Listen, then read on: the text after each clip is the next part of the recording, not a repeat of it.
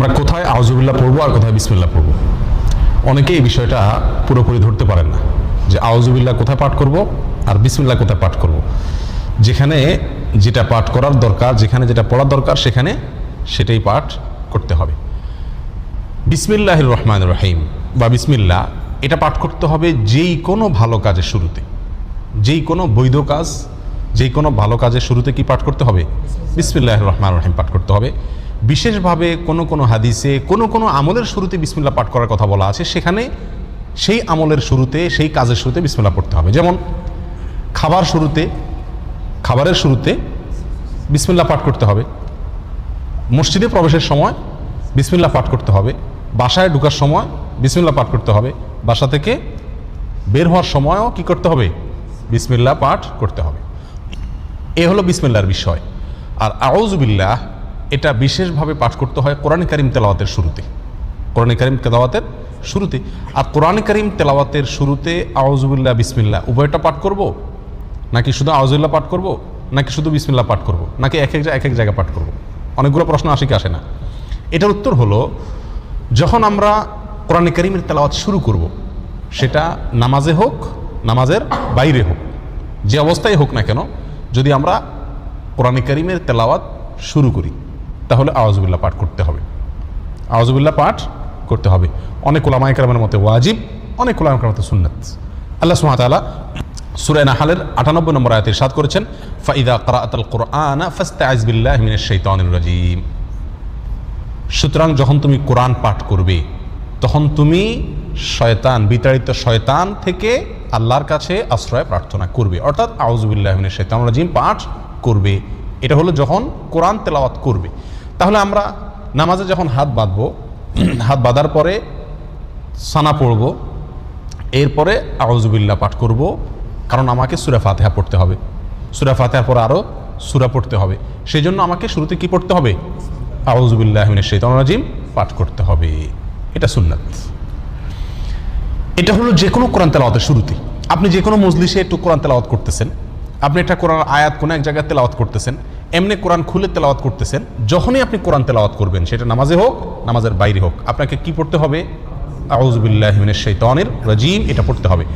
আমাদের দেশে বেশিরভাগ মানুষ আমরা কোরআন তেলাওয়াতের শুরুতে বিসমিল্লাহটা খুব গুরুত্ব দিয়ে পড়ি। মাশাআল্লাহ, বিসমিল্লাহ পড়ে কি করি? শুরুই তেলাওয়াত শুরু করি। আউযুবিল্লাহ বেশিরভাগ মানুষ তেলাওয়াতের শুরুতে আমরা পাঠ করি না, অথচ তেলাওয়াতের শুরুতে বিসমিল্লাহর চাইতে আউযুবিল্লাহর গুরুত্ব বেশি।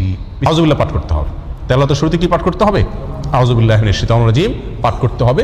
সেটা আপনি সূরা শুরুতে পড়ুন, সূরার মাঝখান থেকে পড়ুন, এক আয়াত পড়ুন, আধা আয়াত পড়ুন, কোরআনের যে অংশই পড়ুন না কেন, যখন শুরু করবেন কি দিয়ে শুরু করতে হবে? আউযুবিল্লাহি মিনাশ শাইতানির রাজীম, এটা দিয়ে কোরআন তেলাওয়াত শুরু হবে। বিসমিল্লাহির রহমানির রহিম এটাও কোরআন তেলাওয়াতের সময় পড়তে হবে, কিন্তু কখন সেটা? বিসমিল্লাহির রহমানির রহিম কোরআন তেলাওয়াতের সময় পাঠ করবেন সূরার শুরুতে। কিসের শুরুতে? সূরার শুরুতে। সূরা তাওবা যেটা ১০ নম্বর পারায় আছে, এই সূরার শুরুতে শুধু বিসমিল্লাহ নাই, সেখানে আউযুবিল্লাহ দিয়ে শুরু করবেন যদি ওখান থেকে তেলাওয়াত শুরু করেন। আর যদি আগে থেকে তেলাওয়াত শুরু করেন, সূরা মাঝখানে পড়ে, তাহলে কিছুই পড়তে হবে না, ঢালাভাবে পড়ে চলে যাবেন। আর অন্য যে কোনো সূরার শুরুতে, কথার কথা, আপনি নামাজের ভিতরে সূরা ফাতিহা শুরু করতেছেন, তাহলে সূরা শুরু, তাহলে এখানে আউযুবিল্লাহ পড়বেন, পরে আবার কি পড়বেন? বিসমিল্লাহ পাঠ করবেন। আপনি সূরা ইয়াসিন তেলাওয়াত করতেছেন, তাহলে ইয়াসিন ও কোরআন হাকিম পড়ার আগে আপনি কি পড়বেন?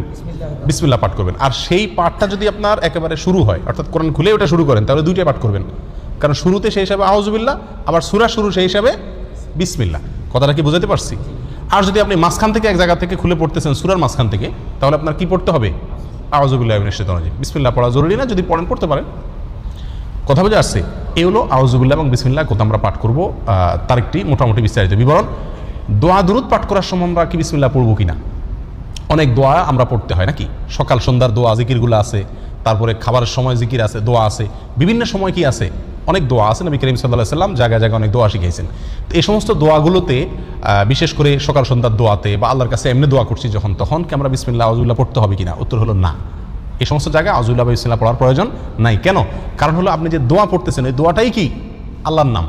ওই দোয়া পড়া মানেই হলো আল্লাহর নামে জিকির করা, অতএব সেখানে আবার আল্লাহর নাম নিয়ে আলাদা জিকির করার প্রয়োজন নাই। আর তাছাড়া সে সমস্ত জায়গায় এই বিসমিল্লাহ পাঠ করার কোনো নির্দেশ কোরআন এবং সুন্নাহ বর্ণিত হয় নাই। কথা বুঝে আসছে? কিন্তু যেই কোনো এছাড়া যে কোনো বৈধ কাজ এবং ভালো কাজের শুরুতে কি পাঠ করতে হবে? বিসমিল্লাহ বলে শুরু করতে হবে। হাদিসে আসছে নবী সাল্লাল্লাহু আলাইহি ওয়াসাল্লাম ইরশাদ করেছেন, কুল্লু আমরিন যী বালিন লাম ইউবদা বিবিসমিল্লাহি ফাহুয়া আবতার ওয়া ফি রিওয়ায়াতিন ফাহুয়া আকতা।